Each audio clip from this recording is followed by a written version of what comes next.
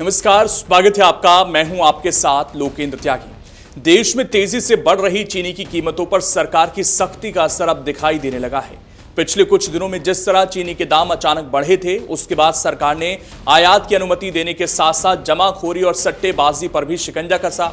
इन कदमों के बाद चीनी के थोक और मिल भाव में अच्छी खासी गिरावट दर्ज की गई है। खाद्य सचिव संजीव चोपड़ा के मुताबिक चीनी की एक्स मिल कीमत अब करीब 55 रुपए प्रति किलो रह गई है, यानी हाल के रिकॉर्ड स्तर से इसमें लगभग 18% की कमी आई है। सरकार का दावा है कि आने वाले दिनों में कीमतों में और नरमी देखने को मिल सकती है। हालांकि सबसे बड़ा सवाल यही है कि मिल स्तर पर आई इस गिरावट का फायदा आम उपभोक्ताओं तक कब पहुंचेगा।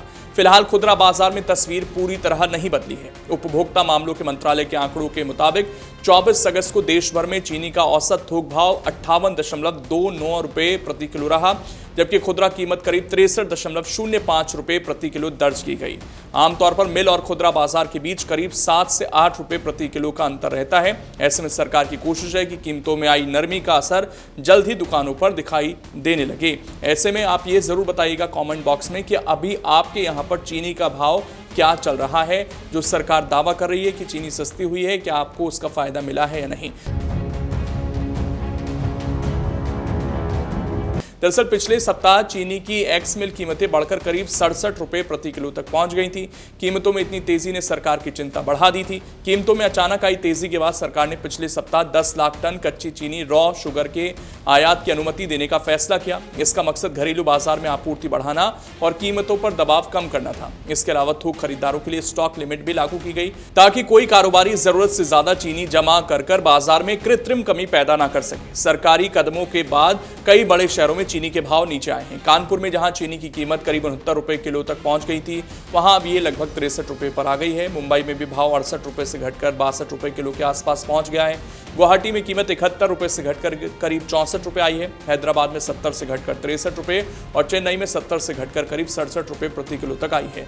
उत्तर प्रदेश के कुछ जिलों में हालांकि खुदरा कीमतों में अभी बहुत ज्यादा बदलाव नहीं आया है। कुशीनगर, गोरखपुर, बस्ती और महाराजगंज में चीनी अभी भी करीब 60 से 65 रुपए किलो के भाव पर बिक रही है। इससे साफ है कि अलग अलग इलाकों में सरकार के फैसलों का असर एक समान गति से नहीं पहुंचा है। अगर थोक बाजार की बात करें तो यहां भी राहत के संकेत मिल रहे हैं। मुंबई और रायपुर में चीनी की कीमतें 6000 रुपए प्रति क्विंटल के नीचे पहुंच गई हैं। मुंबई में थोक भाव में करीब 850 रुपए प्रति क्विंटल की गिरावट दर्ज की गई है। दिल्ली में चीनी का भाव अब लगभग 6000 रुपए प्रति क्विंटल रह गया, जबकि कुछ दिन पहले ये 6600 रुपए तक पहुंच गया था। कानपुर में भी थोक कीमतें घटकर 6050 रुपए प्रति क्विंटल तक पहुंची हैं। चीनी की कीमतों में तेजी की शुरुआत अगस्त के दूसरे पखवाड़े में हुई थी। दिल्ली में 17 अगस्त को चीनी करीब 59 रुपए किलो बिक रही थी। अगले ही दिन भाव बढ़कर 62 रुपए हो गया। 19 अगस्त को 64 रुपए और 20 अगस्त को 67 रुपए किलो पहुंच गया।